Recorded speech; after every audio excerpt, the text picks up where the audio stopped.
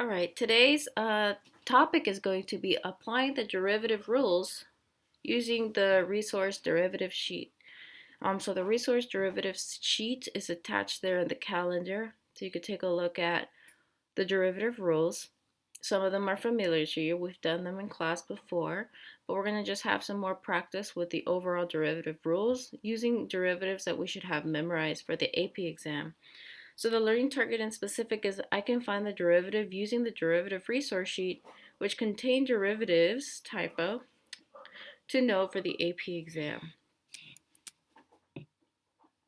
And let's fix that typo.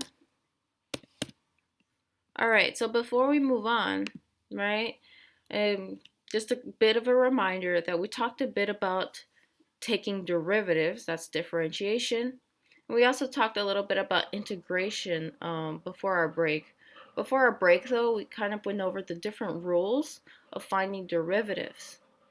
And then before that, we talked a bit about what is the difference between a derivative, right, and integration. And again, the derivative gives us the slope of the tangent line, which gives us the instantaneous rate of change of an object in motion, whereas integration gives you the area under the curve, and the area under the curve usually has a representation such as an accumulation of something. And it could be accumulation of money, it could be accumulation of width, it could be accumulation of distance. Again, it depends on what the rate function you're trying to integrate is, and that's what the area under the curve would represent depending on the rate. So that's the usefulness of integration. Again, we're going to jump back into what's integration by substitution, right, other than the basic rule later on. But for today, we're going to go ahead and still focus on applying all these rules. Mostly it's going to be like chain rule, quotient, and product rule for this video, and using the derivative resource sheet. So again, we're continuing our practice with these derivative rules just to get, so we don't get rusty on it. And again, please bring these questions to office hours and/or feel free to message me or remind before 3 p.m. if you want some support on this. I'm happy to help. Okay, so here are the questions to know for the quiz for this specific video. Number 1, find the derivative of sine x times tangent x. Find the derivative of log base 5x. Find the derivative of ln x, or natural log of x, all over sine x. And number 4, find the derivative of 7 to the x power. And those are the 4 questions to know for the quiz. But do be prepared for maybe an open-ended question on some of your understandings on the quiz. All right, so you have a resource sheet that's attached here for derivatives to know for the AP exam. So what I do recommend is making like flashcards and practicing this before our AP exam. These notes basically that we're going to take right now are going to go through examples to help you with the quiz. And again, these are going to be a little bit of basic examples, and then we're going to move our way up later on in the course. Let's go ahead and copy down the first example. We want to find the derivative, and remember that slope of the tangent line. So we're finding the instant rate of this function, sine x times cotangent x. So step 1 is the derivatives of these functions are something that you should have memorized. But if you don't yet, you just look at that resource sheet that I've attached.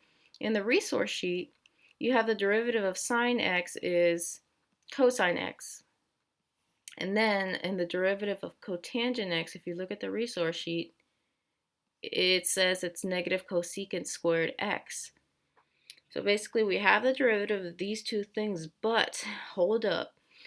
A lot of times, and let me tell you a common error with this, when people or students are trying to find the derivative of this function, they'll say, okay, the derivative of sine x is cosine, so I'm just going to write cosine. Derivative of cotangent is negative cosecant x squared, so I'm just going to write negative cosecant x squared. Done. That's my derivative of this function. But no. Remember, and I know I'm going back, but remember it's super important that these rules are there for a reason. If you have a power function, you're going to do the power rule. If you have an inner and outer function, you got to use chain rule. If you have a division or like a quotient or a fraction type of function, you're going to use the quotient rule. And lastly, if you have multiplication, you're going to use the product rule. And again, if you look back at your notes, you have the rules down for that. Okay, so let's jump back. So what I noticed from that problem in the first example is that we have multiplication going on. When we have multiplication going on, that tells me I gotta use the product rule. Remember the product rule, and again, you could also look back at your notes. It's the one where you take the derivative of the first function while keeping the second the same, plus leave the first function alone and then take the derivative of the second. That is when you take the derivative of this type of function, again, because there's multiplication. So remember, that's why I like to color code it. You could do like green, red. So what I'm going to do to use the product rule is take the derivative of the first function while keeping the second the same. That's the first part. Then you add. See, notice how I took the derivative of the first, cosine, great, but I kept the second function the same. Plus, I left the first function alone, and then I took the derivative of the second function. That is product rule. I have it all lined up nicely. Okay, the next thing I'm going to do just to simplify matters is this minus sign is going to go ahead and change this positive sign. So we just have cosine x, cotangent x minus sine x cosecant squared x. And from there, it looks like that's as far as we can kind of condense this problem.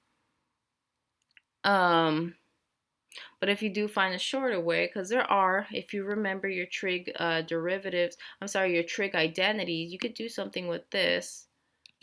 You could do something with this to make this even smaller if you remember what cotangent is where you're looking at the unit circle. But for now, I'm kind of more focused about using the derivative sheets and just going ahead and telling me what that derivative is and simplify as best as you can. Now we can talk about how to fully condense this a little bit later on, but again, the goal of this video is using that derivative resource sheet. And then also knowing when to use quotient, product, chain, and so forth. Okay, example 2. We're going to go ahead and find the derivative of cosine x, a natural log of x, or ln x is how it's written. Notice that these two functions are right next to each other.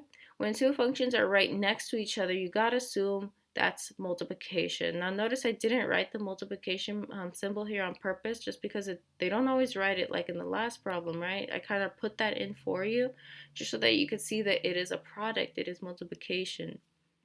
But here you first got to identify, okay, I need to find the derivative. Now, what rule am I using? Am I using power rule? Am I using chain rule? Am I using quotient? Or am I using product? And then again, because these are right next to each other, these two functions, that's going to be a product or multiplication happening. So we're going to first look at the resource sheet. If you look at the resource sheet, the derivative of cosine is negative sine. The derivative of natural log of x is 1 over x. So we're going to go ahead and utilize product rule again because again we have a product. So we're going to take the derivative of the first function while keeping the second the same. That's right here. Then we add, leave the first function alone, and then take the derivative of the second.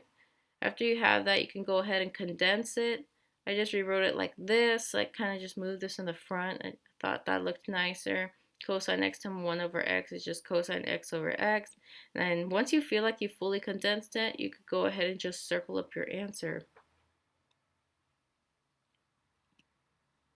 Okay, so this one's going to be a basic utilization of the resource sheet. So this is basic because there is a direct rule on your resource sheet for what the derivative of a log function is right here. So the derivative of log base a, and a is the number that's kind of going to change, it's the base here, of x is equal to 1 over x natural log of a, whatever that a is. So literally, you're just substituting into this to find the derivative. And this video is just kind of a clear direction for that. So the derivative of this function is 1 all over x natural log of 8. So again, remember, it could be very direct and straightforward if you're using the resource sheet, but you want to make sure that you try to make some index cards to memorize the derivatives and the formulas for those derivatives for the AP exam. But then that would be it for this one. That would be your answer for the derivative here. All right. Then there's another one. There's one that says find the derivative of f of x equals 10 to the x. Now, let me tell you a common error a student make here. They think that this is a power function, and they try to use the power rule, where you bring down the exponent and subtract by 1. The only thing is this is not really a power function because the base is a number and the exponent is a variable. This is actually a different kind of function. For this function, you want to look back at the resource sheet. You do have a rule for this one. The derivative of a base to the x power is going to be base to the x power natural log of the base. That's pretty much it. So take a look, the derivative of this function, right? I highlighted the 10 because that's the thing we're going to be substituting in twice, is 10 to the x natural log of 10. That's it. That's your answer for example 4. So again, these right here, example 3 and 4, I didn't really use product quotient chain or anything like that because there's actually direct formulas for this in the resource sheet, unless I do complicate things, and we'll later on take a look at how to do chain rule with these and so forth. Okay, find the derivative of f of x equals e to the x divided by cosine x. Okay, so look, we're not doing multiplication anymore, we're doing division. So if you remember and go back to your notes, there's a rule, right? There's a rule that you use to find the derivative of a function that looks like this, that has division in it. That is called it's not the product rule, it's going to be called the quotient rule. That's the one where you take the derivative of the top while keeping the second the same, minus, leave the top alone, take the derivative of the bottom, all over the bottom squared. So there's a formula for that. First off, look at your resource sheet. The derivative of e to the x is e to the x. This is a very special function. Its derivative is itself. And then we again have the derivative of cosine is negative sine. Okay, these are found in our resource sheet. Now we got to utilize the quotient rule. Now, it's funny because one thing that's missing here in my steps is that division portion. So let's just add that in. So this is going to be divided. Sorry guys, bear with me please.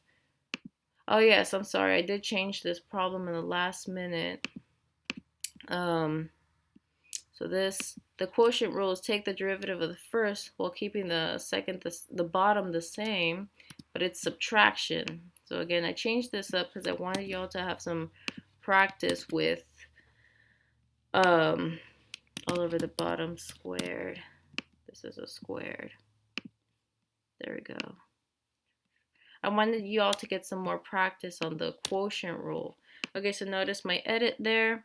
So the bottom is, it's right here. Just fix this up. So this one was originally, I was going to give you all another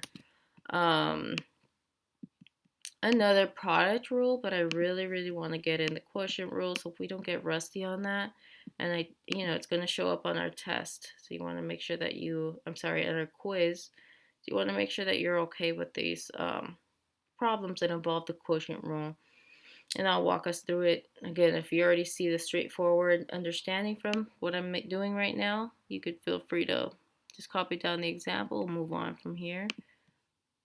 That's once you get your full understanding. Okay. And the last thing would be simplifying this just becomes a plus. Okay. All right, so let me just do a quick walkthrough for anyone who needs that explanation and walkthrough.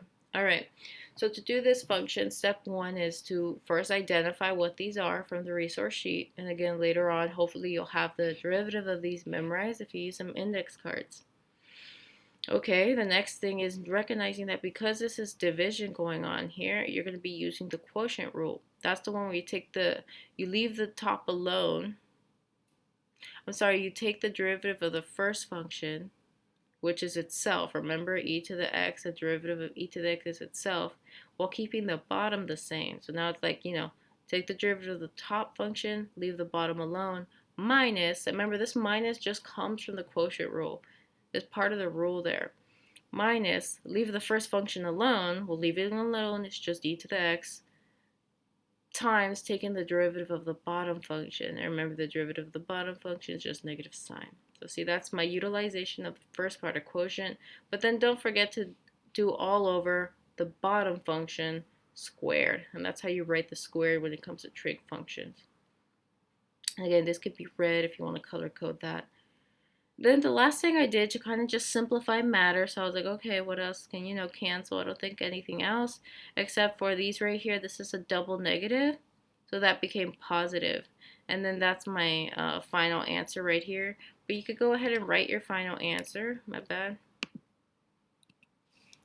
without the parentheses. So basically, the derivative of this function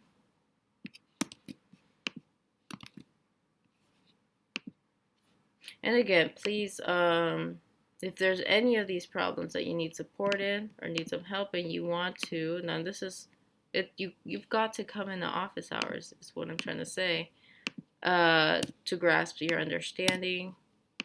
Don't just be like, oh, I don't get this, so I'm just gonna mope around.